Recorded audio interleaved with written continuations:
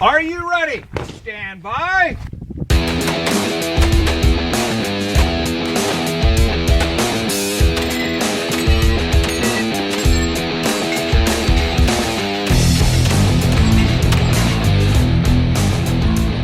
Welcome to the 3 Gun Show, your source for technique, strategy, and match recon, brought to you by Armalite Rifles, LAG Tactical, and Breda Shotguns. I'm your host, Dave Hartman. My guests this week are the masters of the open shotgun, Mike Whitesides and Lan of Dissident Arms. This podcast is brought to you by LAG Tactical. I've been using LAG gear for 3 years now, and I just got an upgrade into their new for 2018 MCS mag pouches. MCS stands for Modular Carry System and is a two-piece design that fits most double-stack 9 and 40 mags and most AR mags. That means I can loan gear to someone in need on the range, even if we're shooting different guns. I've been using these pouches for many matches now, and they've been great. I like that you can choose the retention based on what is required by the stage, Speed Demon or locked in tight. I've been shooting the low-cut Supernova holster as well, and it has been a dream. They make it in a mid and high cut too if you're into that, but I'm digging the low cut. Super fast draws and plenty of retention when you need it. Check them out, lagtactical.com, and use code 3GS in all caps to save yourself 10% when placing an order. This podcast is brought to you by Breda USA, Italian shotguns that are the best in the world. And this is a shotgun tech tip from Team Breda. Hey, this is Dave Hartman from the 3 Gun Show, and I'm with Tina Martin-Nims from Team Breda, and we are going to learn about choke selection. So before you go out to the match, you want to make sure that you have an understanding of how what your chokes are patterned at. So what I like to do is I have my 3 main chokes that I usually use, which is a spreader, an IC, an improved cylinder, and a mod. And I set my targets out at 5, 10, 15, 20, 25, and 30. And it's just like a knockover steel and a flipper. And I test to see what how they perform at those distances with the ammo that I typically use. And so when I go out onto a stage, I already know that at, say, 35 yards, I can use my mod choke and knock it out. And I'll be ready to go. Awesome. All right. Well, that's your tech tip from Tina Martin-Nims of Team Breda. Check out Breda's B12i 3-gun ready inertia-driven shotgun at bredausa.com. That's BREDA. Thank you for tuning into the podcast this week. As I record this, I'm taking a break from filming a bunch of videos to do some ammo shopping, and based on the number of matches I have left in the year and the practice I'm planning, this is going to get expensive. There is a new podcast up on the Patreon feed, and it is the match recon for the Gadsden Shotgun Championship. I made a little video that was a sneak peek into the match that you can check out on the 3 Gun Show's YouTube channel, but if you want the in-depth coverage, be sure to sign up as a supporter of the show at patreon.com/3gunshow. That's patreon.com/3gunshow. Now on to this week's show. Lan and Mike Whitesides are the owners of Dissident Arms, makers of fine Russian box magazine-fed shotguns. And we're talking all things shotgun, including stage design, how to make a jungle run that flows, their partnership with Briley Manufacturing to make innovative 3-gun parts, and how they have come full circle from purchasing guns through an online retailer to having their own Dissident Arms KL-12 sold by that same retailer. This and more as we dig into the story behind Dissident Arms with Mike and Lan. Guys, welcome to the show. It's great to be here. Thanks for having us, Dave. I'm excited to have you guys back. So, Mike, you are a returning guest. We haven't talked for some time on the show, but we see each other at matches all over the state. So, how's your first part of the year been here? Yeah, things are going well. It's great to be back on the show. I really appreciate you having me on the first time to talk a little bit about myself as a shooter and a little bit about Dissident Arms. But things have been going really well with Dissident Arms, and we're glad to be back. To maybe share a little bit about that with you. Heck yeah! So we roomed together at Texas 3-Gun Championship. And you guys told me what you're up to, and I think it's such a cool thing. And I'm excited for you guys because you're friends, and it's cool to see good people succeed. So I'm happy to share that story with the audience here. So, Lan, this is your first time on the show. Yeah, it is. It is. not through lack of trying on your part, I guess you would say. But, this is my first time here, and I appreciate you having me out here. This is great, dude. So the first time, little known fact that you were supposed to be on was the book review that we did of the Brian Eno's book. Yep. Mm-hmm. And we were going to do that one at Nick Miller's house, and you're like, I hate Nick Miller and Bill Corcoran, so I'm not going to come. I think that's what it was. Is that what you told me? Well, not quite that. It was basically it was a toss-up. It was either go hang out with Max Michel, former AMU captain, world champ, or hang out with Dave, Nick, and Bill. So, I mean, I kind of weighed it, put it on the I hang out with balance those guys all the time. No, it was purely a business decision, and Sure. I apologise about that. Oh, no, you don't need to. I'm just giving you a hard appreciate you time. having me back. Yeah, well, I'm excited to have you here, man. So the last winter, 2017 winter, I guess it was, 2017, 2018. I talk about this all the time. I went out to your guys' matches, and I was shooting your club matches, and I was blown away by like, oh man, we're shooting past 400 yards in a club match. Like we don't do that in Colorado. So it was a mind blower, and it's the example I use on the show like all the time. Like I went out to Dissident Arms, that kind of thing. Yeah, it was really neat having you in Texas, and you were able to come out to a couple of our club matches and so forth. And we take a lot of pride in our matches. We don't do what we call throwaway stages. Mm-hmm. If I'm out there and I'm going to put it in the ground, it's going to be fun to shoot. You're going to be tested in your skill levels. May not know it, but I have to think that the stage is basically national quality, even though it's a local match. It just may be a slightly smaller. And so, we definitely take pride in that, and we shoot out from 1 yard to 500 yards regularly. Yeah. Big jungle runs, how we do Yeah, it. jungle runs is cool. It's Yep. cool to be able to do jungle runs in club matches. What was great about that is, we shot, I want to say we shot I came to shoot like 2 or 3 club matches, and then we shot the Regional. Yes, the Three Gun Nation, was it the Southwest Regional? Yes, it was. Yeah, so it was cool to have like the layout of the range already down. Mm-hmm. I kind of know where everything is, know where the bays are. Plus, like, you guys put stages on the ground for that, so, like, I know your style a little bit. Right. So it was cool to be familiar with that type of shooting, and I feel like your guys' matches are one of the better club matches that I've been to, and I've been to quite a few of them now. And I really enjoyed the aspect where you're talking about, like, we don't do throwaway stages. So to give people a little background, this is Friday. We're at the NRA annual meeting, 2018. And tonight, y'all are driving back to Houston. We're in Dallas. You're driving back to Houston so you can sleep fast, get up tomorrow, set up stages, and then run your club match on Sunday. That's the commitment right there to shooting. That's right. Yeah, that's how we do it, and that's how we've been doing it for a while. We actually have a steel match even the next weekend. If we didn't do the stages, they either wouldn't, or didn't do the matches, they either wouldn't happen or they wouldn't happen at the level we would want, and so we wouldn't even want to go shoot them, even though they may be in our backyard. So although it is extremely taxing on us and a huge commitment, right now we see that, as being part of our future, help, cultivate the action shooting community in our area. It gives us a platform to show our product and build big shotgun stages, and so forth. And so, we love it. It's tough, but we're getting better and better at it. And so, it's running smoother, so yeah, we take pride in the fact that people view our match as what we call a mini major. Yeah. And so basically you're getting a major match quality for $40, 5 stages. And typically we're out of there by 2:00, something like that. We got a little formula that we use and test people's skills. Yeah. We're really fortunate with the facility that we have out there too. So we're able to do a bunch of different shooting, a bunch of the just types of shooting that we like to do as well. So yeah, you get like the all the flavors. You get the bay style, the long range, the jungle runs. Yeah, it's pretty cool. Yeah.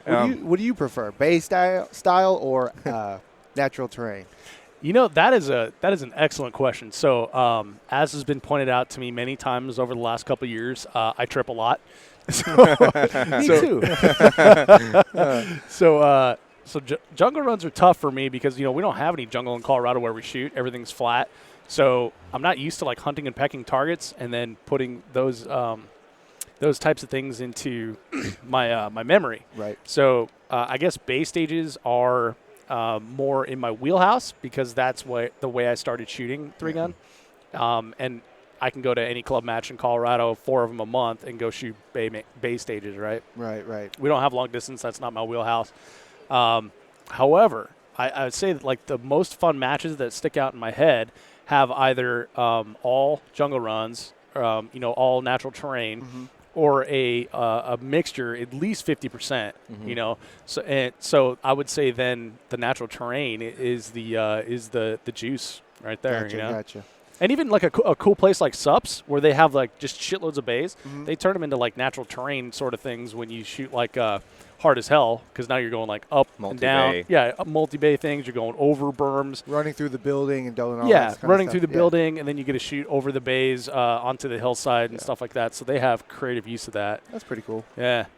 But when you brought up jungle runs, they a good jungle run should not be hunt and peck. You should have a flow to it. Yeah, absolutely. So I agree, man. And I'm glad we're getting on this because this is one of the things that we talked about at Texas 3-Gun that first night we got there is flow of stages and how that type of stuff works.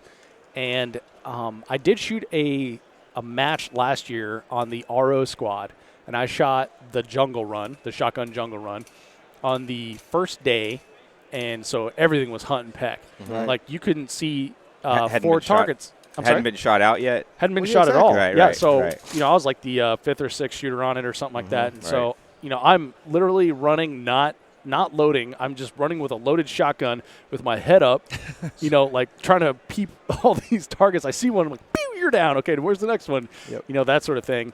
And then I went in on the last day because Adam Maxwell was the RO there, so I went to go hang out with him, and it was like a weird eye trick. Like I was looking at the same targets in the same place they were, but all the foliage around them was completely gone. It looked like someone went through there with like a buzz saw and completely annihilated the thing. It was just like, holy shit. Like this if I ran this right now, this would absolutely be 60 seconds faster than I ran it the first day, not even trying any harder, just because now I can see the targets. Yeah. I guess that's a tough aspect of competitive equity or keeping competitive equity in a jungle run. So it's got to be tough, especially when you've got the people wanting that type of stage, but then making it the same from the first shooter to the 210th shooter is difficult. Right. Yeah. The main thing for me, especially on jungle runs, is that you don't really have that hunt and peck even whenever it hasn't been shot yet, and so if there have to have flow. So if I shoot open, of course, but TAC op shooters, they got 9 in their gun typically, right? And unless they're after the buzzer, they load up and so forth. And so there has to be natural loading positions and natural shooting positions. I like it to where it can be shot on the move with guys that have the skill to do it, or positional for guys that are limited by that skill. So they can find a position, shoot what they need to, load on the move, find another position and shoot. Whenever you literally, it's like 1, 1, 1, 1, and your head's just going back and forth, and you're like searching for targets, and everyone's behind a tree, and there's no arrays. That's actually very irritating to me. The other thing that I hate, and I think is super lazy, and I'll just say this flat out, is that whenever you can see more than 9 targets from any one position, change the stage. Walk it from the beginning. If you're the guy that put the stage on the ground, have your buddy walk it. Literally dry fire loading along the way and be like, man, I would have an empty gun right here. Or, wow, everybody's going to run right by that one. Maybe have that one trick target on there, but don't make everyone behind a tree. And don't have 12 shots from one position. Now, I'm going to come in with an 18-round mag or 20-round mag, but Jerry's going to stand there stuffing sticks, right? Right. And then the TAC ops guy is going to be standing there stuffing his gun, quads. standing still. That is terrible. That's terrible to me. Put a wall up, put a barrel up, stretch the run out a little bit longer. Yeah. Whatever it is, make it flow. Walk your stages afterwards. Use somebody else to have a fresh mind on it, and don't be afraid to pull something up and move it. Yeah. Yeah. Like a 26 target jungle run done right is a lot more fun than a 50 target jungle run that you're just running around shooting shit everywhere. Yeah. I was talking to I'm sorry? I was jumping in. I was going to say, jump in. Bigger's not always better. No, that's very true. I've seen people kick out a ton of steel, literally on one stage, a ton of steel, and it was terrible. It's like they backed up a truck, dumped some shit out, and said, we're done. Yeah. And it's literally like that. I've been at some matches, and so whenever you really you try to be, cognizant of target position and loading and the skill sets used to shoot weak side, strong side, proper transition aerial, things like that, having targets to transition on off of slugs, learning to put clays, in slug positions to help keep from slugs getting shot on steel and so forth, which is unsafe. We like those dynamic stages, mixed loads, aerial clays in the middle of jungle runs and all that kind of stuff. But it has to be really thought out if you want to make really have that true shooter's experience. Yeah, it's a very good point, and it's something that I've been thinking a lot about lately, because usually I just show up and shoot stuff. But I was talking to one of our local MDs, and I was telling him, hey, we don't have any jungle around here. It's hard to practice jungle. What if we took this 40-yard wide by 100-yard deep bay, took in all the barrels that we have, and made a fake jungle run in here? Yep. And he's like, cool, go ahead and design it, and that'll be your stage. I was like, shit. Yeah. So careful with the delegation. Exactly. Careful with the suggestions you come up with is what I learned on that one. Yep. But I hadn't ever thought about like what makes a good jungle run or that sort of thing. And so I turned to the community, and Mike, some of your comments on thread that I put in 3-Gun Talk were some of the most amazing things. Like, oh, this makes sense. I'm like taking notes and like this is how I'm going to do it. And so it was cool to get that feedback from shooters I respect, match directors I respect, and just a ton of things from the community. So unfortunately, we got weathered out when I was supposed to put it on the ground, so I haven't done it yet. But I was going to ask how it turned out. But yeah. Well, I had what I thought was a really good design, so we'll see how it goes. Yeah, a lot of clubs and ranges are dictated obviously by the terrain that they have, the access to what shooting areas. A lot of times you are in bays. You can absolutely do a jungle run in a bay. Mm-hmm. So the way it's done, or it can be done many ways, but one of the ways that we'll do it is we do what we call them a box-to-box. Mm-hmm. And then so you can literally have, a box, you run to another box, you shoot another array, change the type of array, change the target presentation, walls, underneath, around this and that. But you can also do what we'll say is that all the steel has to be shot from the boxes, array dependent, right? Yeah.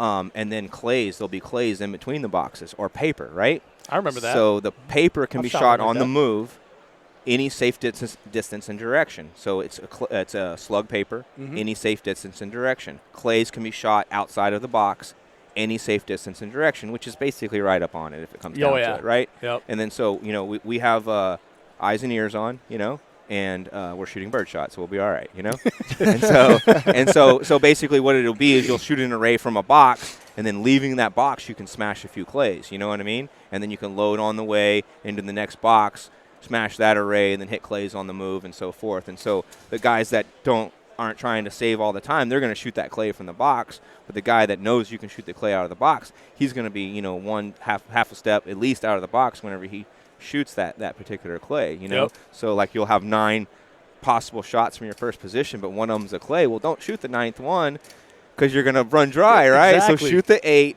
smash a load, and hit the clays on the move. It's a trap. Yeah, exactly. Yeah. And so, you can totally it's your imagination and your ability to think through the stages and put something on the ground that's fun to shoot. It's cognizant of what we do, which is and what our gear is, and in the end, everybody has fun, and we develop ourselves as shooters. Absolutely. Besides just shooting. Yeah, I just shot the Gadsden Shotgun Championship, Chad Francis match, on his range, and man, some of the jungle runs in there were just so much fun. Yeah. And the only targets that were hidden by trees that it would take 300 squads to knock the tree down. It wasn't like shooting leaves. Right. It was you're talking 12-inch diameter trees, right? So those were actually hidden targets, not just like hidden for the first guy. Right. So yeah, which was great. And then all the other targets that were amongst the foliage you could see. It wasn't like you were hiding behind a bush and now that bush isn't there when the 10th guy shoots it and stuff. So that part was pretty exciting. So yeah, I mean I guess we kind of got off topic there, but like that type of thing is not something that we have a lot, in Colorado. So when I get those opportunities to shoot that is kind of what I gravitate toward as far as like picking my match schedule. But yeah, it's definitely not in my wheelhouse. Gotcha. Maybe I just need more reps on it. Maybe that's why I keep choosing to go to those matches. Come back to Texas. I mean, you're welcome anytime, Dave. All right. Well, I'm here now. Let's shoot. There you go. That's right. Well, guys, we're sitting here just outside of the KVAR booth, which is where we hooked up, and I want to talk about that here. But let's take her back to just a few months ago. You guys had a little moisture in your area, and let's talk about how that relates to Dissident Arms. So you guys have been selling KL-12 shotguns, which are Vepr-based, Russian Vepr-based shotguns, box-fed magazines in the open division, and I'm seeing more and more people putting those on their wish list and jumping to open, and it's kind of taken off for you guys, right? Yeah, it absolutely has. We're very proud in the products that we're putting out and manufacturing parts and so forth, and really developing the platform from being, just a Russian imported shotgun that, yes, it is magazine fed and it's a quality firearm, but it's completely unrefined. You take one, you could have fun with it, but could you go and compete with it and be actually competitive? That would be, on the edge. Mm-hmm. And so reliability is number one for our guns. Well, the guns are manufactured to fire military powered ammunition. Okay. So slug and buck, stuff like that. And so for us, we run birdshot, lighter rounds, stuff like that. So there is some refinement, or a lot of refinement, that has to go through the firearm before it's as reliable as our guns are. Mm-hmm. And then similar to how tube shotguns are designed from the factory to be bird guns, typically, like shoot 3 rounds or whatever, right? And then now the TAC guys are putting 12 and 14 rounds, maybe more depending on division, on their guns. And honestly, that's one of the major factors to whether your gun is a reliable tube-fed gun or not, is because of the size of the magazine that you put on it. And so it requires a quality gunsmith to tune that tube-fed gun into being reliable. And it was, as I was getting into shooting, I bought some mag-fed guns before I ever knew what 3-gun was, and so that's the reason I kind of like naturally gravitated into open position, is because I already love the mag-fed gun. And so doing that, and as I was coming into 3-gun, all I heard was how unreliable mag-fed guns were, and I had owned a Vepr, from the beginning, and it did well and so forth, and worked on it myself. But I noticed that honestly, tube-fed guns malfunction just at as high of a rate. Yeah. But what happens with the mag-fed guns is that there was no, in my opinion, no gunsmiths out there that were really taking it and doing what was being done with the tube-fed guns at the same level, right? So you had a lot of garage gunsmiths, guys buying their mag-fed guns from whatever importer and so forth, putting mods on them that they had no idea what they were doing, and then showing up at a range with underpowered or improper ammunition, and it was a total, crap show, that they basically proved that they're unreliable because of their unreliable gunsmiths. You know what I mean? And so it's just weird with as we're getting, more and more into the firearms industry, especially competitive shooters, that they will take an expensive firearm and work on it themselves, but they do none of their own housework themselves, or they don't change their own oil. They don't do anything themselves, but now all of a sudden they're working on their own firearm. And I completely don't understand it, And so, the forums were good and bad because they gave a lot of bad information out there. And so the information's bad, but there's so much of it. It's so much, yes. So what just hit me is that you said that the inertia gun, or not the inertia guns, the tube-fed guns were designed for 3-4 rounds. I've been contemplating, like, why, at the end of a stage when you're shooting slugs, why is there this massive drift? Like, why would they design a barrel that heats up so much and then drifts? Yes. And then it just hit me. It's like, they're not designed to run 50 freaking rounds of birdshot and then hit slugs at 150 yards on a BC zone. Like, oh, now it makes sense. Other than combat applications, competition shooting is hardest on firearms. Yeah. Oh yeah. It's if you were to count how many rounds that you shoot through your 3-gun rifle, 3-gun pistol, shotgun, and so forth, and divide it by the price of the firearm, you'll realize it's actually the most valuable firearm that you own. That's a good point. As opposed to, whatever pistol or rifle that you bought that sits in your safe that you shot 2 mags through, right? Now divide that price by it, and you're going to realize that's the most expensive firearm you own, right? And then so with all the guns that I own, I shoot my competition guns constantly, right? They have the highest number of rounds. My main number 1 gun has over 50,000 rounds of birdshot through it, right? And still my number 1 gun. And it's because first of all, it's a great gun to begin with, and refined by us over years of development. But it's also the one that I choose to go shoot, every weekend. And so, competition firearms are just in another stratosphere, I mean, we have some customers that'll buy a firearm.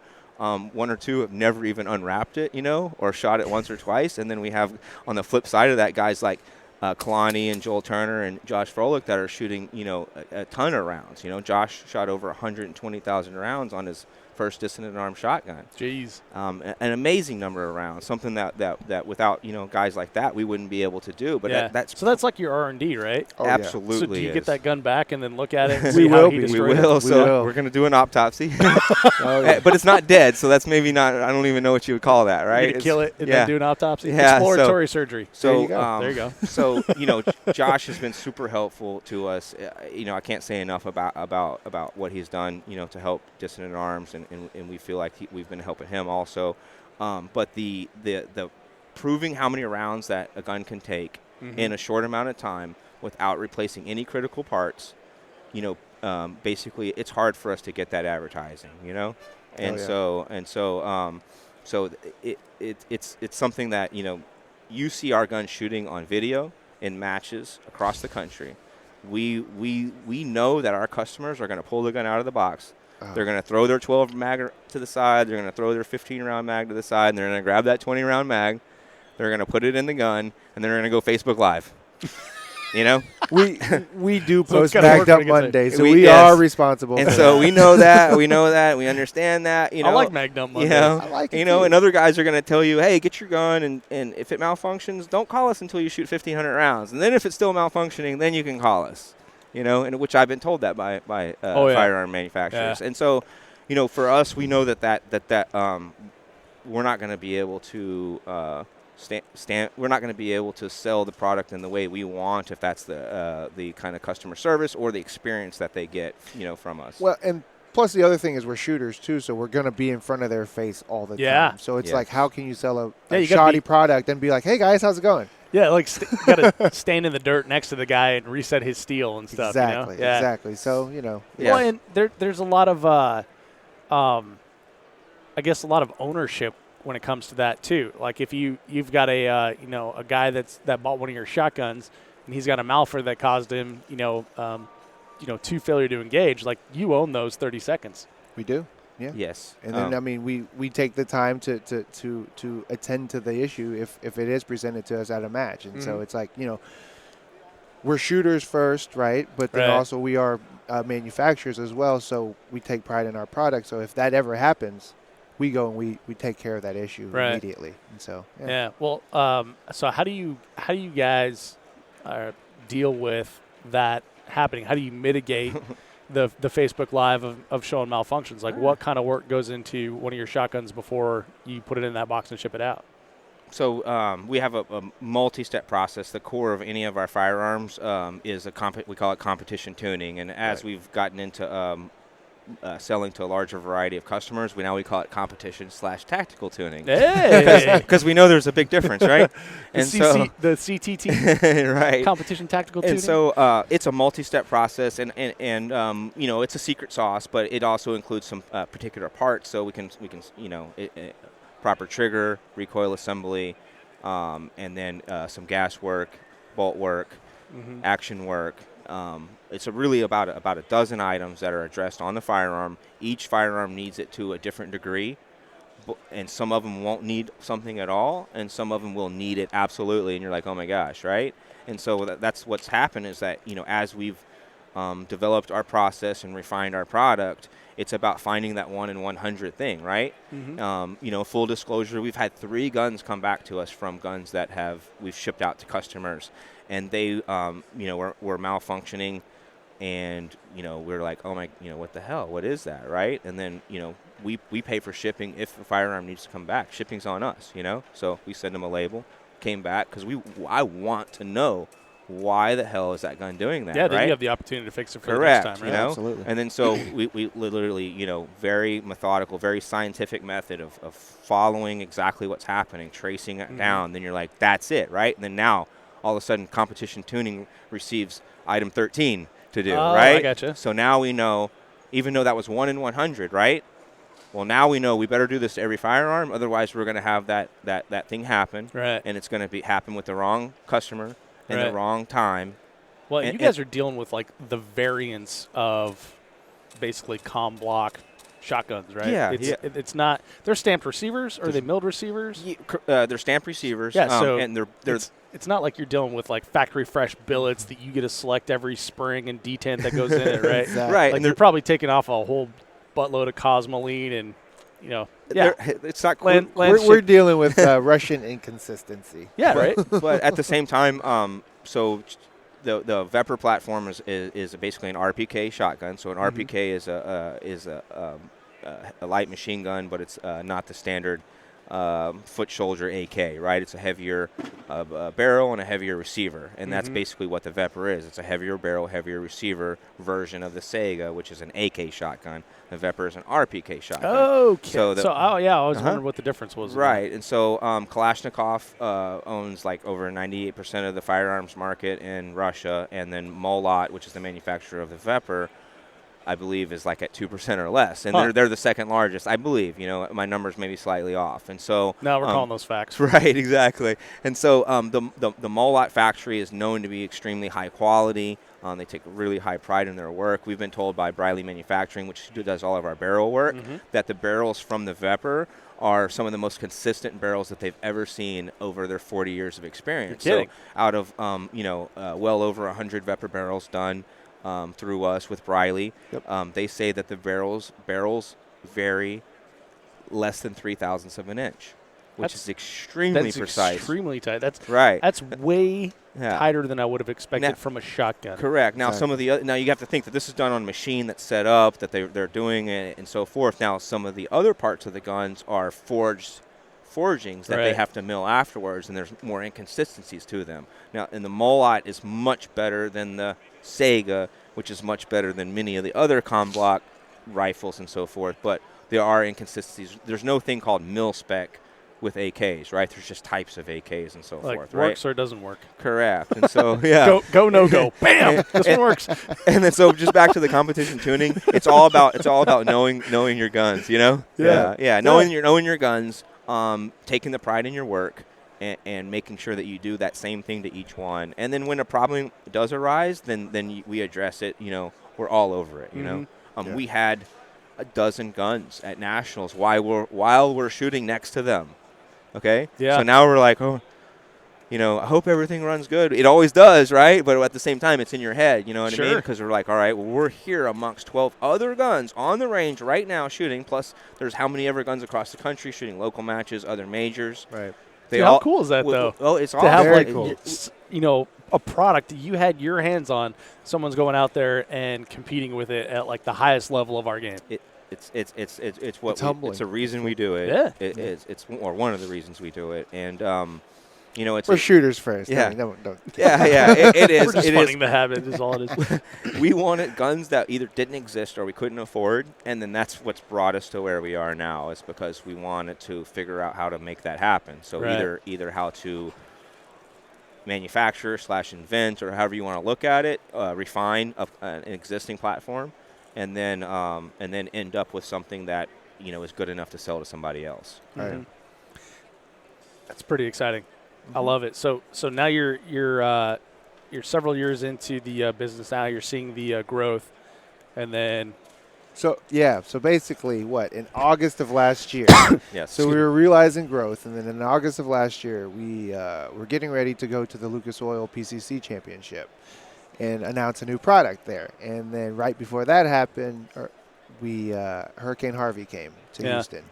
So we are located in about 45 minutes north of Houston and Conroe. And so we by Lake Conroe, actually. So the hurricane came. They actually had to release some water from the lake. I think it ended up being about 82,000 cubic feet per minute. Wow. Something like that. That's ridiculous. It was like 2 or 3 times the previous record amount that they released. Oh, you're kidding. No, I'm Wow. not. Yeah, so basically our house where we reside, it went from projected 2 feet of flood water to over 10 feet. And so when we were there, when we actually got out of the house, Did they give you a heads up on that? They let you know, or no? They No. actually were. They opened the dam. In the middle of the night. Pissed me off in the middle of the night. 12 o'clock was the height of the opening of the dam, and so basically, if you slept on it and woke up the next morning, you were floating. You're going to be floating. Thanks, bro. Exactly. So when we escaped, actually, or evacuated, I guess you would say, was Escape probably, sounds cooler. It did, but nobody was shooting at Like us. you We grab- weren't dodging any You dinosaurs. grab Mike under your arm. You're like, come with me, buddy, if you want to live. No, his dog. We had to do that with the dog, though. 70-pound Rush. Weimaraner. Yeah. Oh, no kidding. Yeah. So when we actually got out, it was probably about 3 feet of water at the time, and then when we came back to the house later that day, it was under 8 feet of water. Oh, man. Yeah. Yeah. So you're like basically staring at the roof at that point, right? Yep. Yeah. Yep. So that was a bummer. Yeah, that's rough, dude. So needless to say, we didn't make it to the match up there in Missouri, but it's just been rebuilding since then. Just rebuilding the personal life as we rebuilt the business somewhat, and things had started to kind of to ramp up quite a bit at that time. The property that flooded was actually 11 acres that we had rented to be able to test fire and practice on, develop our own shooting and so forth. Our shop was actually at another address, and we had planned on moving it to there. We're in the process of starting that moving to request from the ATF to move our license, and when we went under 8 feet of water. And then so we were like in the process of like making more sales, scaling up our business, trying to become more efficient with test fire range and all that kind of stuff. And then all of a sudden it was like total monkey wrench got thrown in. So what I'm hearing is like this is a vast government conspiracy to keep you guys from selling competition shotguns. I think it is. Yeah. It's only, Collusion with the Russians. yeah, Occam's razor says. So, first of all, I'm sorry to hear that, guys. Again, I've heard this story, and it's gut wrenching to. But on the bright side, if I can be Mr. Brightside, and we talked about this in Texas, or when we were in Austin, is the freedom of not having anything. It's crazy liberating. The Isn't purge. it weird? It is weird. So it's that purge of everything. Well, you don't have to decide what to throw away anymore. Yeah. That's the thing. That's exactly right. It's crazy. I'll take a little sidetrack for a minute here. Let's see. I don't even know how long. Oh, this is probably like 6 or 7 years. I had this random thought every couple months of like how freeing it would be to have the house catch on fire, get the dog and my rifle, and I'm out. As long as those two things are good, I'm good. And I had that like weird thought for like a long time, and that doesn't seem like a rational thought, right? But it was like my mind's projection of like I'm just getting weighed down by possessions and like the modern rat race stuff, right? Well, I was gonna say you are the guy that quit your day job. So- for how many every year? Nomad Dave. So I quit my day job. I Yes. sold almost everything I owned or Yes, gave yes. it away, and went out with like very few possessions, and it was exactly the same feeling. Is like it's very freeing. I don't have a magic marker, but I also don't have the location of that magic marker taking up a space in my head trying to figure out where it is. That sort of thing. So there is like an interesting liberation of having very few possessions, and although yours was forced, Right. it's interesting though. It's a weird feeling, isn't it? It is. It Yeah, is. and then how you basically went all in on what was your hobby or your passion, and which became a hobby, which now that you're making into a career, is somewhat similar to our path. It's I recently, just like 6 weeks ago, shut down my photography business that I did for 18 years. Wow. To follow shooting or to be a shooter and to build guns, exclusively now. That's all. I got rid of my day job Lan's in the firearms industry, and hopefully there'll be a path for him eventually. But right now things working out well. I'm good with living on somebody else's dime right now. But yeah, It's easier, that's for sure. But the transition, how scary it is. You're like, all right, well, I've been doing something for however long. I'm stable. I don't have to really worry about anything. I'm not independently wealthy, of course, but I do what I want and so forth, right? You know where the money's come from. Correct, you know where it's going. Right. Yep. And then, it's comfortable. As shooting started taking up more and more of my extra time, and then we started doing Dissident Arms, and then actually got our own license, and then started making an extremely long story short, because it actually happened in a fairly condensed amount of time. But now it was like, as we were very busy at the end of 2017, so this is getting out of the flood, shaking off the water, you know what I mean, and figuring out where we were going as a company, where we were going personally, and so all those things. And then it was, the business was ramping up. Our firearms are out there proving themselves. It's like planting seeds, is what I say. Not all seeds sprout.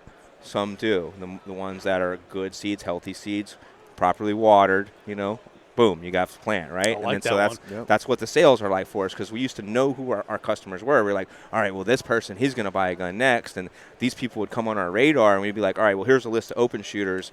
We'll eventually convert these guys here, right? And then here's some guys that are old enough that they can't see anymore. Now they're going to need a gun, right? But after that, it's like, well, who's going to be our next customer, right? Who's gonna be the next guy to buy a KL-12? Well, that's a scary thing whenever you're like, all right, well, now we have a product that we have to sell, right? Sure. And so sales at the end of 17 were very good, right? And so I kind of set some in my head, like if things continue to go well, I'll do photography for another year, shoot and so forth, and then I'll finally be able to figure out how to get rid of the day job, and focus on shooting and Dissident Arms only. And what happened was as we moved past 17 and into 18, we did multiples of what our previous highs were. Oh, really? For a couple of months in a row. That's crazy. Really? Right. That's And great. so scaling up with a narrow product line is a difficult thing to do, right? Because it's not like, all right, well, I can hire this machinist and hire a sales staff and then do all these things to help us really scale up, because it's such a narrow product line, and there's a lot of risk involved with hiring, bringing in other people. Yeah, when you think about like the so I always think about like I open my arms and I say this is the gun industry, and then we keep going down the pie. So then we have three gun. The three gun sliver. We have competitive shooting, and then we have the 3-gun sliver, and then y'all are like box fed open guns. That's like the sliver of the sliver. Yeah, we're like a broken pecan on top of the sliver, right? And then, but the thing is that there's the competition within that sliver, is we can see what it is, and then so. Like Lan said earlier, we're shooters. That's how we see ourselves first. And then so keeping that mindset in that makes it so that what we feel is our products are what shooters want, and that's the reason they're being successful. Right.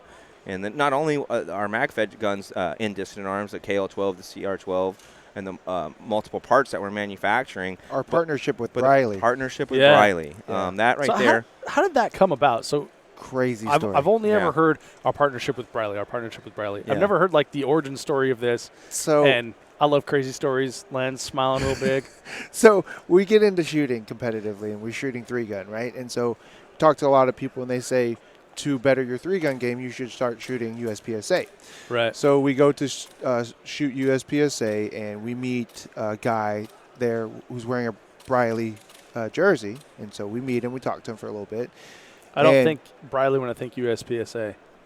Actually, the general manager and master gunsmith there is a master pistol smith. And cool. His name's Claudio Salasa. He's been building pistols, championship pistols, for many, many years, way back in South Africa as well. Yeah. And then that's where he came to. He came to the U.S. from South Africa. Riley was very big in the action pistol market in the 90s, and they sponsored many top shooters like Jojo Vadanis, and I'm not sure if Benny Cooley and a lot of the guys. I don't want to. I think a lot of people have shot for Briley, and I don't want to say the wrong names and so forth. But a lot of the big names have shot for Briley. Claudio's built Lots of pistols. Lots of pistols. You know, like if you say like pink elephant, you have a picture in your head. When someone says Briley, in my head is a double barrel shotgun with chokes sticking out the end. Yep. Like that is what I think of, and that's my image of that company. And that's what we're actually trying to break the mold of, I guess you would say. So that's why we're bringing them into the 3-gun world and more of the action shooting world. Yep. So we were shooting USPSA, so we saw this guy with the jersey on, and so we befriended him after going to a couple matches. Turns out it's Claudio Salasa, right? Huh, okay. So we ended up having a relationship with one of our other sponsors, and he suggests that we go talk to one of the gunsmiths at Briley. So we go in there. Briley's in Houston. Yeah, Briley's in Houston. Okay. So makes it convenient. Yes. Oh, yeah, absolutely. So we go in there to discuss the possible sponsorship. Once Mike and I walk in the door, we see Claudio Salasa standing right there. So we're like, holy shit, this is kind of cool. So I know that guy. Yeah, so we start talking to him, and it just He's started like, growing. He's like, I remember you guys. Exactly. So it started growing from there, and I mean, it's grown into this awesome relationship that we have today. I mean, we're truly industry partners, and they've helped us out tremendously. Yep. And what you were saying about Briley, with your vision of Briley, so a lot of people will actually, they won't say Briley Manufacturing, they say Briley Chokes, right? Which that's not their name. It's Briley. I didn't know that until it's either Briley or Briley Manufacturing. Manufacturing. It's technically Briley Manufacturing, right? So Briley, obviously, not obviously, but Chokes and barrel work on shotguns is their bread and butter. It's what they're known for. It's one of the over 40 years. Correct, over 40 years. Yeah. Jess Briley and Cliff over there were one of they led the way in choke technology that which is used around the world now, and so whenever we were kind of just coming up as shooters, and so we're seeing ourselves as shooters, right? So shooters need sponsorship, right? And then we're also seeing ourselves as an emerging potential firearms manufacturer, and so we're like, well, at this time we're thinking about CNC machines and lathes, and how are we going to afford this? How are we going to do SolidWorks? Who's going to pay for our drawings? How are we going to do our drawings ourselves? Drawings are expensive. Yes, right? You know that. And then at the same time, we're like, all right, well, we're shooters. We need ammo. We need parts. We need access to whatever, right? And so we were like, all right, well, Briley sounds like a natural fit, and we knew that they made a few 3-gun parts, but in our opinion and many other opinions, they were completely unrefined. They were like a guy with a double-barrel shotgun that was thinking of 3-gun parts, designed the 3-gun parts there, right? And so when we went into Briley, very first shotgun I saw that said Briley on it, I thought that. I'm like, okay. Wow, heavy. This is going to go away real quick. That mag tube's a little heavy. Yeah, and not to be a jerk or anything, but that's honestly was my first impression. But the latest stuff that I've seen from you guys and Briley has been like super exciting. You're like, oh, well, shoot. Like this, and it progressed fast from that first shotgun I saw to what you guys are doing now. It's crazy. It's crazy fast. I mean, we've been able to work with them and bring out some really innovative new parts for the M2 and shotguns in general. But carbon fiber magazine tubes, full carbon fiber. It's actually threaded, so it's not a sleeve or it's not epoxied on to the end caps or anything. It's truly threaded carbon fiber. So that's it lends itself to the technology that Briley has. Articulated shell catch for the Benelli M2, and then for future other models as well, manufacturing models. That's going to be a huge thing because right now that's only available from Benelli in Europe under the articulated SP. shell catch? Yep, it's the M2 SP edition. So Kim Lepan has one. Yeah, Lebanon. Yeah. I apologize. That's okay. To him. So he has one. My favorite thing is to correct people's last names that get them wrong. Mitralek is the easiest one. Okay, nice. Well, how do you say my last name? No, I'm kidding. Win. Oh, there you go. That's why I asked. You remembered. So anyway, the articulated shell catch, that's going to be a huge thing for us. Sure. The trigger components that they replace, match-grade trigger components, that's awesome. So I just did I shoot it? I just dry fired the very first one that I've seen with that ANS trigger, the aluminum one. Yep. That had a Briley trigger in it.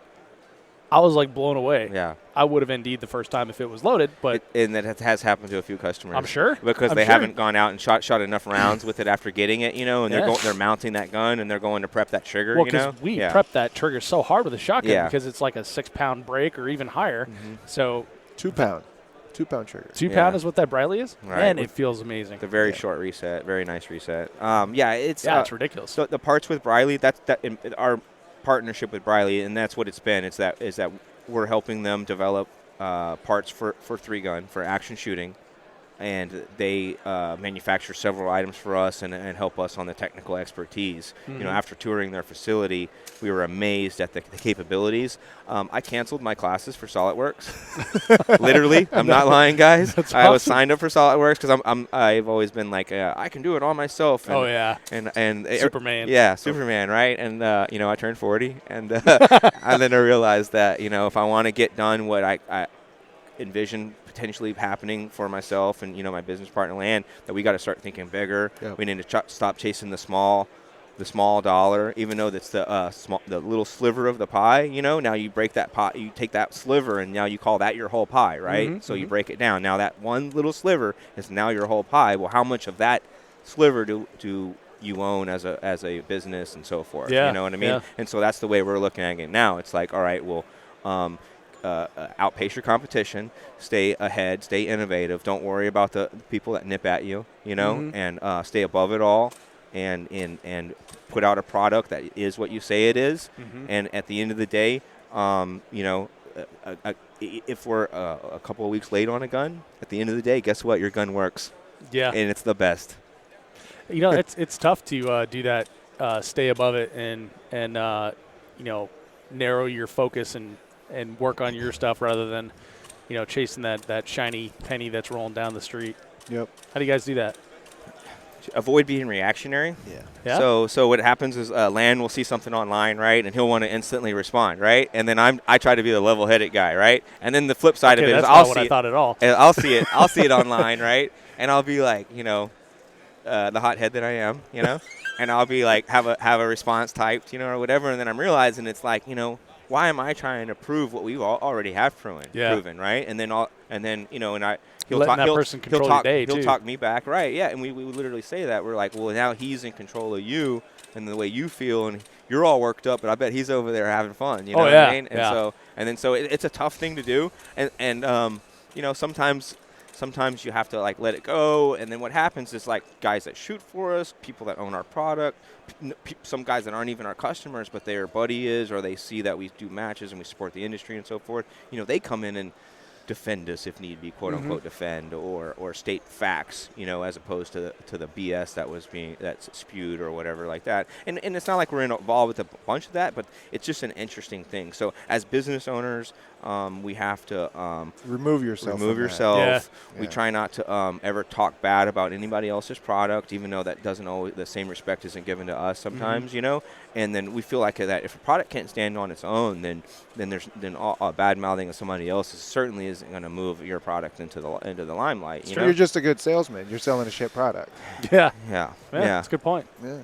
And so that's it's an interesting thing to navigate and to try to figure out the business side of being a gunsmith, a gun builder, a manufacturer.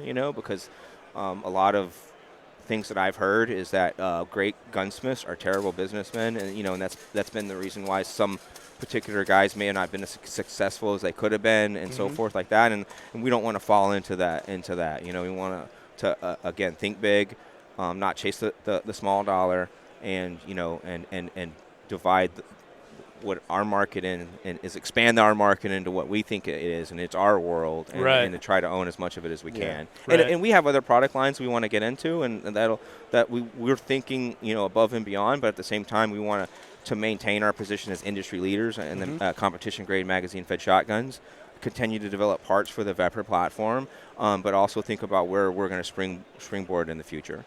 Yeah. So what other you're pointing at me. Well, I was just thinking, because just kind of to bring it full circle, you mentioned we were sitting outside of the K-VAR booth. Sure. So back when we were just purchasing firearms for ourselves, where were you buying your AKs from? Yeah, I mean, I remember searching, KVR.com and being like, wow, these guns are awesome. I had a little short list of ones I wanted to buy. Right. And it was Because just, you're like definitely the Russian gun guy, right? yeah, I was drawn to magazine-fed shotguns from the beginning. I just thought it was the coolest thing in the world, and bought a Sega, unconverted Sega, and brought it to a local gunsmith in Houston and had it converted into a zombie killer. You know what I mean? I didn't even know what 3-gun was. Never seen it on TV at the time. This is in 2012. 12. Maybe late 11. It's hard for me to remember exactly. And then the Vepr 12 was going to be imported in the United States, and I saw it online and was like pre-ordered 2 of them. They're $1,000 a piece, which is actually more than they are now with the import ban. So, yeah. Is that right? Because Crazy. nobody That is could weird. believe that they were had got approved for importation. So I'm thinking there's going to be one small run of these. Oh, better get 2. Yep. And then so we got my first Vepr. Didn't know what 3-gun was, and then just fast forwarding another couple of months, all of a sudden we were watching 3-Gun Nation on TV and so forth, and this is kind of what we had talked about originally, kind of how I got into 3-Gun, and then it just we were like just dudes on a couch, and we were like, hey, I can do that, you know what I mean? And then before I know it, we were going to Noveski class, and I showed up at my very first 3-gun match and 3-gun class with a mag-fed shotgun, And they're like, oh, great. Yeah.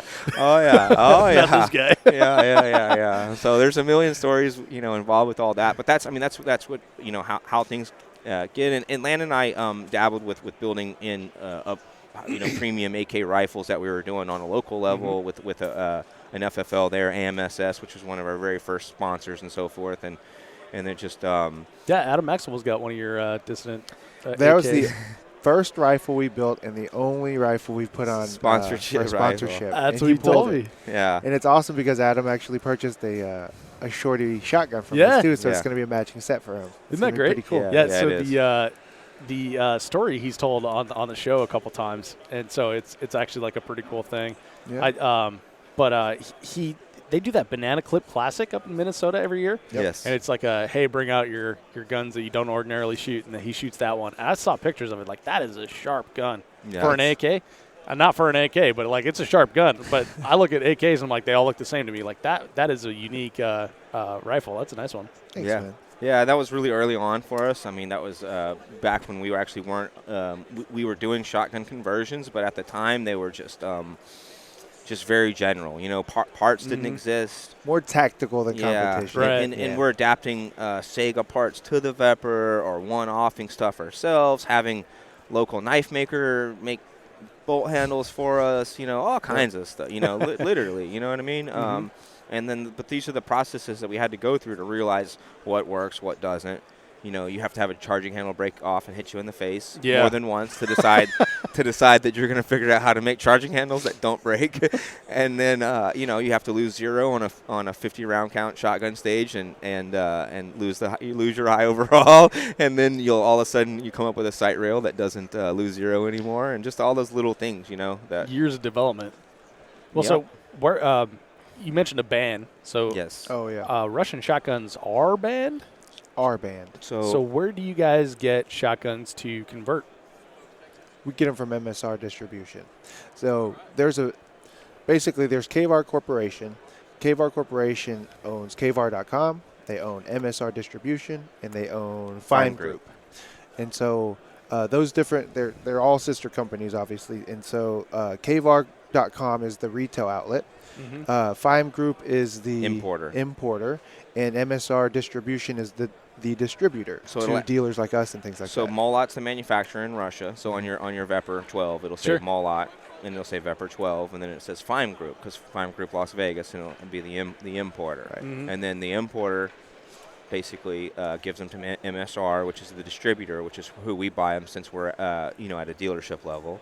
And then then KVR.com is if somebody wanted to buy just a retail Vepr or 12 gauge or other firearms that they sell, Arsenal and so forth, they would be able to get that directly through KVR.com. And now, exclusively, selling DissidentArms.com. Yeah. No kidding. Yeah, so that's an exclusive announcement for Hey! the Three Gun Show Yes. there, Dave. Yeah. The first you hear first, guys. Yeah. So cavear.com will now be carrying our shotguns, our accessories, and No kidding. and everything. Yeah. So that's the full circle I was That's kind crazy. of alluding to earlier. So Mike used to purchase his firearms from them. Now they're selling our firearms and parts, and so Right. that's a really exciting development. That is exciting. So this reminds me of like racing, because I came from the car world, and many of our listeners, many of our fellow competitors are car nuts, right? And like the mechanical thing always transfers over. But this is like Carroll Shelby back in the day, buying Fords, hot rodding them out, and then now he's passed, but the Shelby Corporation continues, Yep. and they produce vehicles that are sold on the dealership floor at a Ford dealership. Yes. So it's the very same thing. Like you guys are like That's the hot awesome. rodders of KVAR. Yeah, racing and what we do is extremely similar. You know Yeah. what I mean? You got guys that can race and they can't build guns, and then you got guys that can do a little bit of both. Like that's how I see myself and Lan. And then you got guys that they pride themselves in building that gun that racer takes to the winner circle. You know what I mean? And so Yeah, very much. and then we have the fast jerseys and so Yeah, forth buddy. and all that. Mine is literally a race car jersey this year. Yeah, I like New that. The Jersey, yeah. GT40 It's pretty team. sweet, It dude. is sweet. Yeah, and but yeah, I mean, it's extremely humbling or proud. I had to pinch myself whenever I saw the KO12 on Sure. KVAR.com. He sent me a screenshot last night, Yeah. and I was like, "What the hell is this?" yeah. Please don't be nudes. Please don't. Oh, Yeah. there. Yeah, Okay. exactly. It was awesome. And so yeah, I mean, and for us, it's not like we've arrived, because there's always Right. more to do. Sure. We have to really it's really time to prove yourself, right? Yeah. And so We never truly arrive. It's always yeah. like a Exactly. constant progression forward. Yeah, Yep. and that's what my whole life I've always felt like I dangle my own carrot out in front of me. Yeah. You know what I mean, and chase it, and sometimes it's a good thing, but also you have to realize that sometimes it's not about actually getting the carrot. You Sure. know what I mean? Yeah. It's a good point, dude. Because once you get it, then what are you gonna do? And guys like Jerry that are competing at a super high level, at his age in the mid 60s and stuff like that are inspirations to me and as a shooter, and then other guys that basically have quit their day jobs and gone all in the firearms industry and are successful are inspirations to me also. Sure. Yeah. Yeah, and there's been several great examples of companies that all started out as like some dude in his garage. Like, I'm not happy with this part, so I'm going to make something better. And that's like the story of Dissident, right? Yeah, it is. Wasn't John Paul a custom paint guy? So he was a hot rodder too, So bikes, motorcycles. Another new product for us. So I met John Paul. Right. I met John Paul in person at Task Force Dagger 2 when we had a rifle that we put on Adam's rifle. Adam's rifle. not a rifle, Adam's rifle that we put up as a sponsorship for the match. It was a charity match.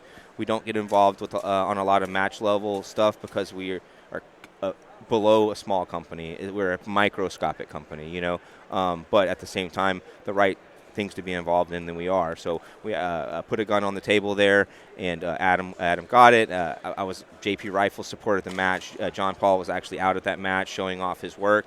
Was able to meet John Paul in person, and he gave me a little Great bit of back. Yeah. Yeah, great dude. He gave me a little bit of background on him and said he used to paint custom motorcycles and stuff, and so painting's extreme attention to detail and so forth, patience and this and that, and it shows into his work to this day. Definitely. And then so a new product for us, Josh Froelich shoots for us. He's sponsored by JP Rifles, JP Enterprises.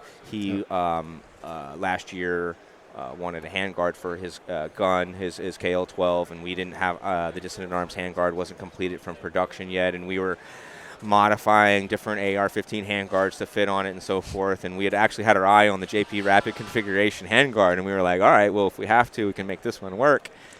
And then so we ended up building one out for Josh, and he killed it last year with killed the shooting last year with his shotgun, and now that JP Rapid Configuration handguard in a Vepr 12 configuration is now available from Dissident Arms. That's cool. Both as a production item that you can put on your own Vepr with fairly small amount of modification to the firearm itself, totally reasonable stuff, and then the than the ability to get it on the CR12 and the KL12. Sweet. Yeah. So not necessarily partners with JP, but they definitely are in on us with this project, and we're happy that JP Rifle customers choose Dissident Arms. Yeah, absolutely. Yeah. That's pretty cool. Hey, everybody, this is Dave Hartman from the Three Gun Show, and I'm with Travis Vogel, the fundraising coordinator of the Jeff Kirkwald Memorial Match, which is happening this year for the 5th time, right? Yes. 5th annual. This is July 14th and 15th. Yep. And it is in Forest Lake, Minnesota at the Forest Lake Sportsman's Club. Yep. Travis, this is an exciting match. I was at this match last year. Yeah, it was a good time. It was a great time. We were there running the side stage together. We had a good awesome. time. We did a live commentary of the shoot-off. Yep. Pretty unique format for a match here. Very different. There's 5 stages the first day. Yep. And those 5 stages seed you into a bracket where you shoot off the second day. Travis, what else can we expect from the match this year? So there's actually a little change to the second day format. Great. So Sunday's actually going to be a double elimination NCAA-style tournament. Okay. So not only if you go to the loser's bracket, the winner, instead of last year where they took second place and in the draw for the prize table, they're actually going to shoot off against the first place shooter again. Oh, really? Yeah, so it's win and play again for the loser bracket guy, or win on the winner's end and be done and you won. I like it. But it's going to be awesome. So it puts a little pressure to that guy who went through the end, and gives that guy who struggled through and fought a new leg, if you will. This is great. So the Three Gun Show is going to be there. We're going to be broadcasting live like we did last year. We're also going to be recording it and putting it out on the podcast. There are still spots open, so if people want to join us, they can do so on Practice Score. Just search for JKM or Jeff Kirkwald Memorial Match. Travis, anything else you want to make sure to tell us about here? I want to kind of highlight the fact that it is a memorial match, but it's also a fundraiser for Task Force Dagger. Mm-hmm. Last year we raised $8,000. Our goal this year has been $15,000, and we've had a just massive amount of industry support. And everybody I've reached out to has been wonderful. Right. JP has put quite a bit forward. They were our title sponsor before. But now we're just doing it as the JKM, as it is intended to benefit Task Force Dagger. With that, like I said, a lot of people we've reached out to have been overwhelmingly wonderful. We have Radiant on board, quite a lot. JP, Vortex is on board. IWI's on board. I'm just trying to go through everybody. Fiocchi. There's a ton. I mean, I could continue naming people that we're all extremely well aware of. A bunch of great people that love the shooting sports. Yeah, and everyone's extremely interested in helping us raise that money. So we may have a sneak, not a sneak, but a really cool feature coming out. JP offered us up some uncommon goods, if you will. Oh, okay. Moving forward for something that might allow us to reach out to the public who's not able to come with. Yeah, because I understand there's possibly a raffle happening. We're hoping. I got to figure out the legal end of it, just see what's what, so that we're not in the black or gray at all. But we should have a full JP rifle with a PST 1-6 and some special stuff that Magpul is hooking us up with as well to raffle off. And we have 500 tickets, $20 a piece. So limited run. All the money goes to Task Force Dagger. Task Force Dagger. Everybody's in, so it'll be cool. Great. So for those of you who are unable to make the match, you will be able to participate at home, it sounds like. If you can make it, we're going to be there. We're going to have a great time. Jeff Kirkwald Memorial Match, July 14th to 15th, Forest Lake, Minnesota. Come visit us, and look forward on Practice Score. We'll put a link below wherever you see this. And if you can't join us, sign up for that raffle. It's going to be a really gnarly setup. So right on. Well, thanks, Travis. Thank you, guys. Appreciate it. If there's like a do-it-yourselfer that has like a Vepr shotgun, can they buy your parts and kind of put them on their shotgun themselves? And what kind of parts are they going to find on KVAR or Dissident for their Veprs? So there's been an evolution of Dissident Arms in the way that we interact with our customers, the products that we sell, and so forth. So very early on, all we did was build you a custom shotgun to order by deposit. So you had like one product. Correct. We had one product. Shotgun. Very choice of color. Very few parts available. If you like black. Yeah, very few parts available. We're literally in the garage, doing it all legal, of course, but we're literally just in the garage working, and what had happened is a shotgun that I was shooting at a fairly high level, and being noticed by a couple of shooters here and there, and Rob Romero had told his buddy Kalani Laker that this guy Mike is shooting a shotgun MagFed shotgun seems to be doing pretty good. Maybe you should contact him, and so forth. And that's kind of spawned, us doing shotguns for other people as opposed to just doing them for ourselves. Mm-hmm. Yep. And then what had happened was that after building a few shotguns, then people started seeing our shotguns and wanted our parts, right? Right. Yeah. But we had like 5 parts. Okay. and so the one thing that would separate our gun from looking like other guns was like the handguard and a couple of parts, right? And so the last thing we were going to do was give them our secret sauce, brand. in a sense, our brand, right? Yeah, exactly. Because then it looks like a KL12, but it's not. Correct. So that's a problem. You if can't you see control your that brand. If you see that malfunctioning on the range, you're going to recognize that handguard. You're exactly going to say, right. "Oh, that KL12 sucks," but it's not. It's just a stock Vepr with a handguard on it, right? Exactly. That's Yeah. right. I get you. And then so we had to kind That's of smart. chase off those customers, right? And this is pre-Briley. This is pre having any outside manufacturing help. No really technical expertise, and so forth. And so this is us one-offing stuff using Russian parts, Russian IPSC parts, and just different things, right? And so we would get contacted by a lot of customers or potential customers out there that are like, hey, we will never send you a shotgun and we will never buy a shotgun from you. They wouldn't say this, of course, but we want that part. And we'd be like, no, it's not for sale. Right. And then so more and more and more we were like, gosh, we really need our own parts and it would be nice to sell them. And maybe we should we could take somebody else's shotgun in potentially and work on their shotgun, do some of the stuff that we do on it. So what happened was we started offering services. So not only could you buy a firearm from us, you could send a firearm to us and we convert it into one of our firearms. And it was mainly actually not really services yet, just conversions. And then we started coming up with a part or two here or there and getting a few things in stock and so forth. And then we were like, you know what, maybe we can sell a few of these muzzle brakes or these other things that we have a few parts of.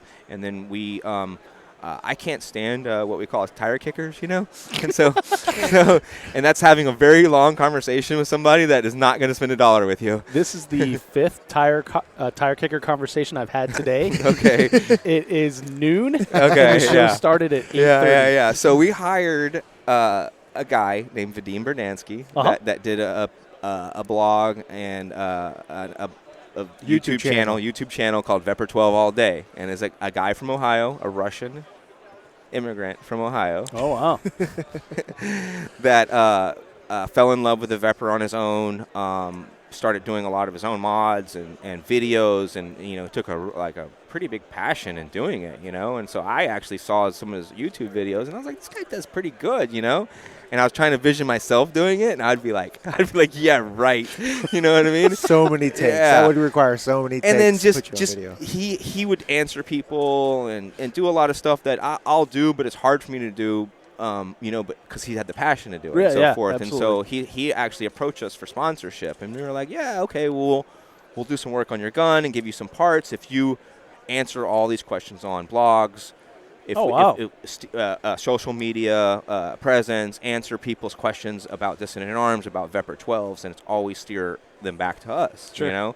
And then so that's kind of started our relationship with Vadim, and then we just started getting busier, and we started selling parts on our websites, and then so this is expanding, what you can buy from Dissident Arms. Now we're doing individual services, so you want just that left side charging handle, you could get it done. You want just the ultra low sight rail, you can get just that done. You want just competition tuning, and you want to do the rest of your firearm yourself, you can do that also. Oh, cool. And then so now It's like an a la carte menu. correct. Yeah. So now the way that it works on our website is that you can buy a KL12 with different barrel configurations, change the grip, small differences. You can buy a CR and you can add a few KL12 style features, which is CR is the lower model, competition ready model. You can add a few KL12 style features to bring it up. You can also send us a firearm and convert it into either one of those. We also sell a very basic firearm called just the Dissident Arms Vepr 12, which is a base Vepr 12 with competition tuning only. So now this is a skeleton firearm in a sense that you can add anything you want to it. Oh, but cool. guess what? It does run. Does run. And, That's the important part. and it's our responsibility that it runs because we did the competition tuning on it. So you use our mags with our competition tuning, guess what? It's our responsibility that your gun is good to go, okay? And then so So then if you want to buy a single part from us, you can do that also. So you can literally buy a base firearm and all parts from our website and do individual services to make a KL-12 yourself. If you're a gunsmith in another state and you need parts to service your local customers, contact us for a dealership. We can sell parts to you, and then now it's your responsibility to install them correctly. Right. You know, because some guys will buy parts and then their nuts shrivel up when they get them, and then other guys will like just power forward with it, and it's exactly what we thought, which is crap. You know. And then there's other gunsmith that a couple of them guys that have properly executed, you know, a few things, and then, you know, we want those guys to buy parts from us, you know, sure, because we can't service everybody, and so I've had all three of those experiences working on guns and cars. Yeah. Where I get something to try to get into it, I'm like, I guess I was a little over my head on this one. Yeah, you know what I mean. And so and so you just get in when you fit in with us is the best way to do it. One part or a case of guns, let us know. Sweet. Yeah, that's pretty awesome. Oh, yeah. So you guys have dealer programs as well. You're selling through KVAR. You're selling on your site. So it's the rapid expansion, diversification of your supply channels. Yep. Oh, and you can purchase Briley products from the Dissident Arms website right. as well. Yeah. Yep. So we're distributors for Briley. So any of the awesome parts that on the part of the Briley 3-gun line, you can we help manufacture them or help design them with Briley, field tested them, brought them up to standards needed, like we talked about for competition grade firearms. Mm-hmm. It's not your average day at the range, Right. And so we're going to continue to develop, our particular brand and help Briley, with theirs, and then, a couple of cool things on the horizon for us. Hopefully we do shoot 3 guns, guys. Just remember that. That's all I got to say. Oh my. Yeah, we do shoot 3. Is that foreshadowing? Is that what they call that? Foreshadowing, right? Yeah. For something. So what's the whoa? So you have like a long-term plan, things coming down the pipe. What's the main focus for the remainder of the year here? What are you guys looking at, like near term? We just got done with USPSA Multi-Gun Nationals. We had over a dozen guns in that match. We took 2nd, 3rd, 4th, and I did terrible this year. But again, I was building guns, guys. So, our shooters I'm amazed at how well they're performing. Yeah. Next up for us, we have no matches between now and IPSC World Shotgun Shoot in France. Yes, Nice. France. So I don't know the exact count on guns because I'm not sure who's going to be here from overseas and so forth, but we're looking at having about a dozen guns in an international, whatever level match it is, basically the World Championship. Right. We have a dozen guns in that match also. Championship of the known universe. Of the known universe. That's absolutely right. Of our sliver. Yeah, exactly. Yeah.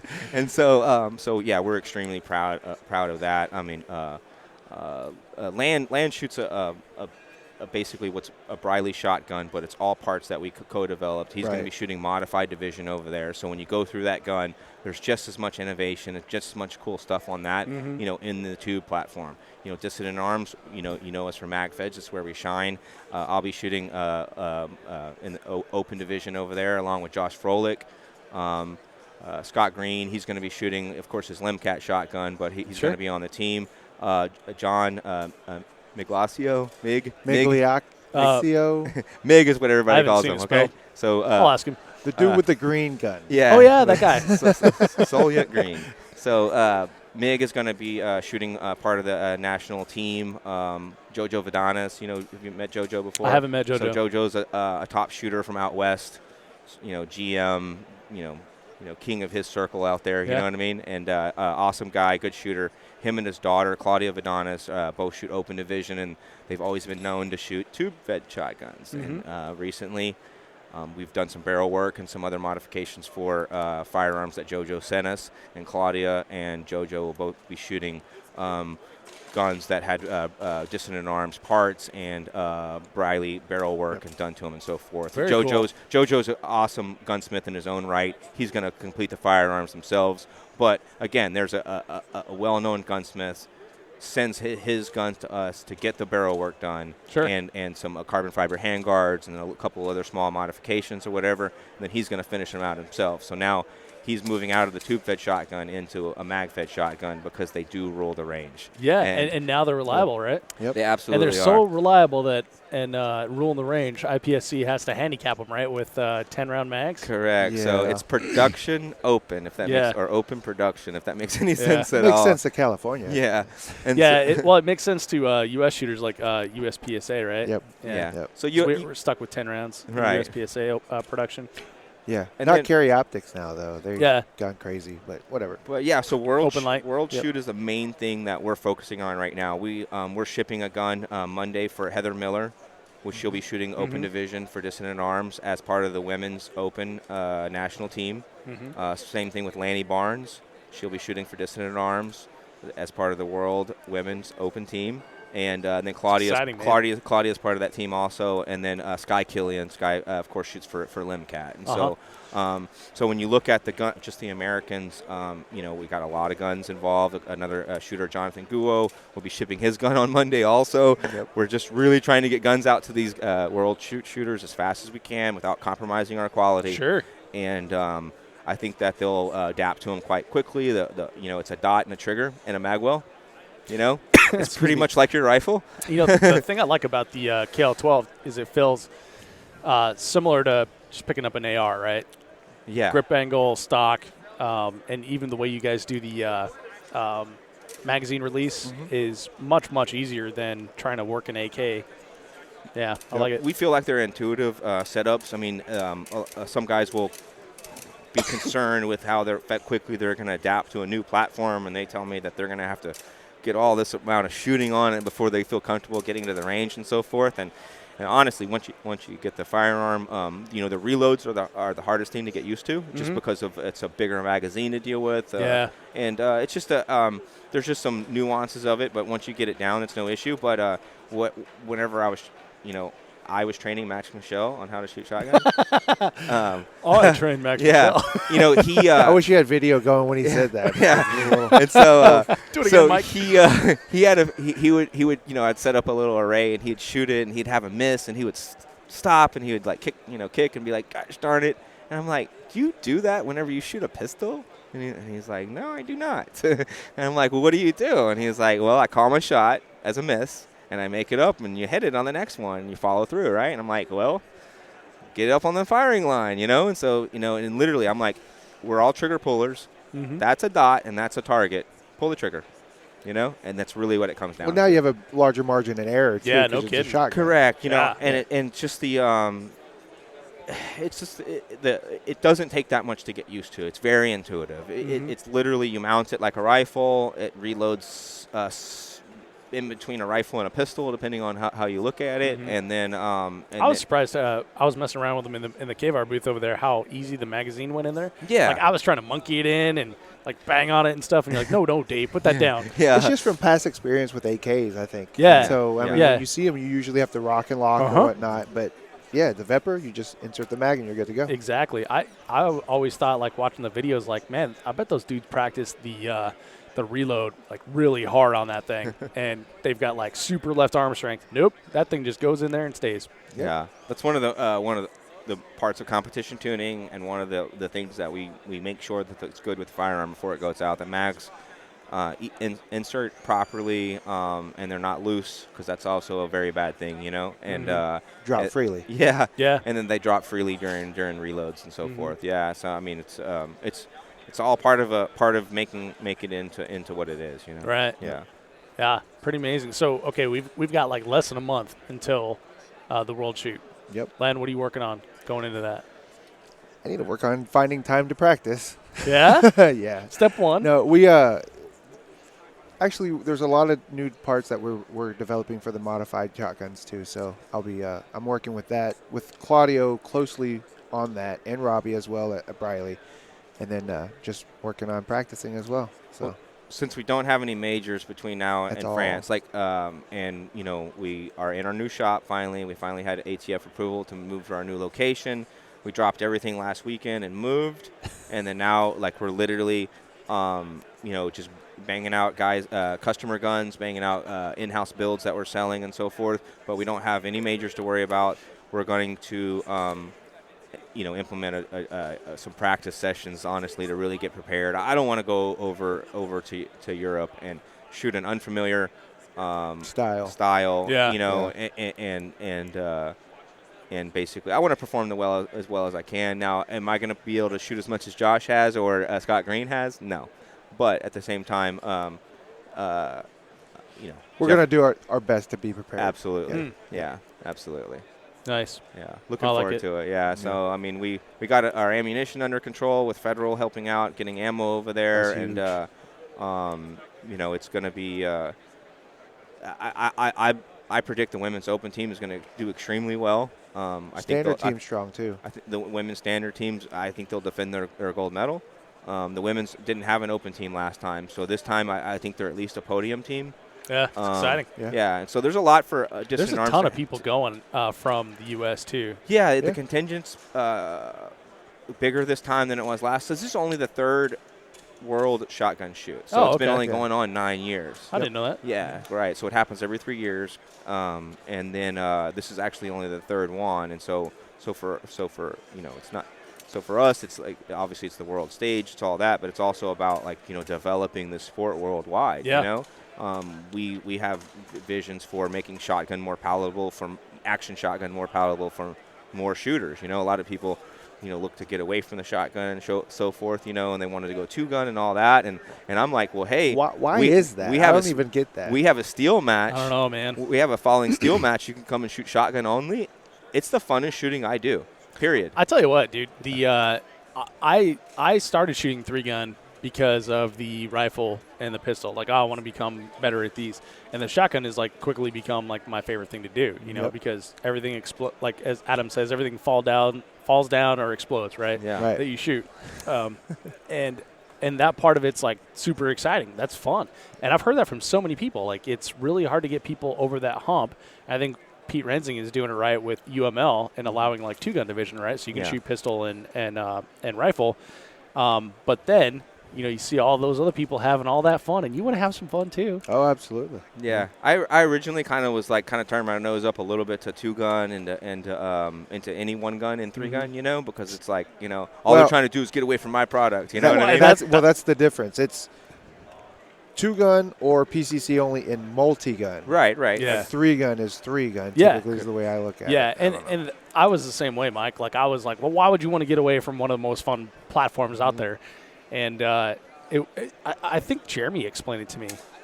Maybe that's what it was. Jeremy explained it to me when we were in Texas. Is that the 2-gun gives them that taste, and then they want to come back. Yeah. And once that bubble burst in my head, I'm like, oh, okay, well that makes a whole lot of sense. Yep.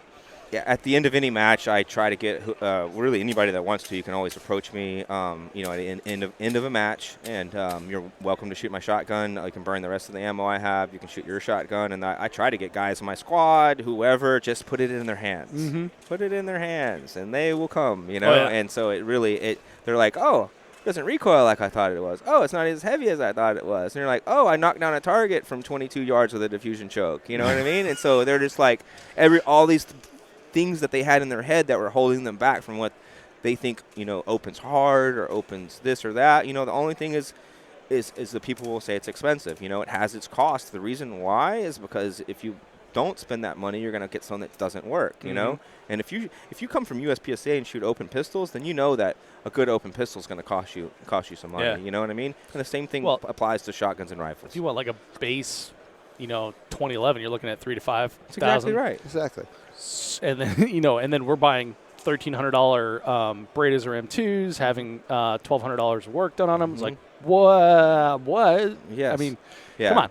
I feel like our product is actually very well valued. And again, if you take the perspective of how many rounds you're going to shoot through the gun, divided by the price of the gun, it's very well priced. Yeah, totally. I never thought of that. But especially when somebody's telling you they're basically giving you a limited lifetime warranty. So as long as the gun's not abused, used for commercial purposes, then we're going to stand behind the gun. Or modified. Oh. Yeah. Your local gunsmith's not allowed to touch our gun. It will void your warranty 100%. This sounds like you've got a little experience in that already. It's just once or twice. I don't understand it. Just once or twice. Yeah. Yeah.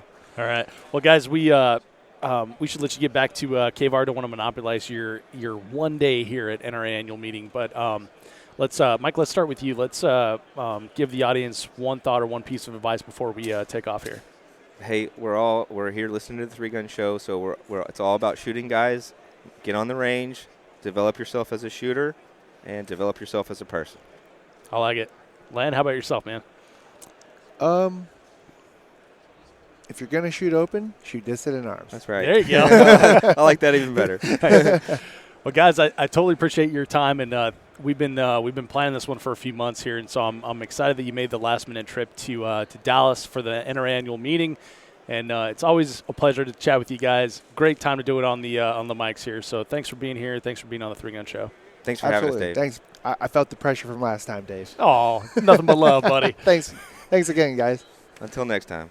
Hey, before you take off, be sure to check out the show notes at threegunshow.com/episode 188 for links to things that we discussed in this episode. This podcast is brought to you by Armalite, the original. Armalite rifles put the AR in AR-15.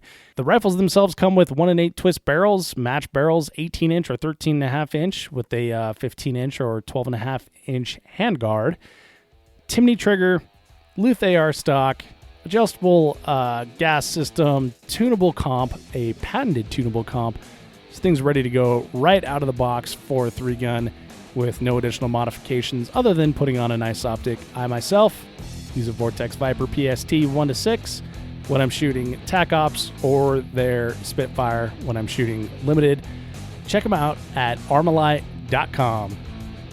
Quick reminder that if you enjoyed this episode of the podcast, subscribe in iTunes, Google Play, Podcast Addict, or wherever you get your podcast content, so you will always get the very latest. Thank you so much for downloading, listening, and subscribing to the show.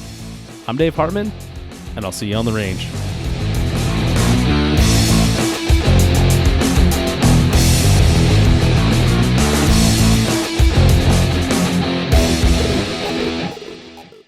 If you are finished, unload, show clear.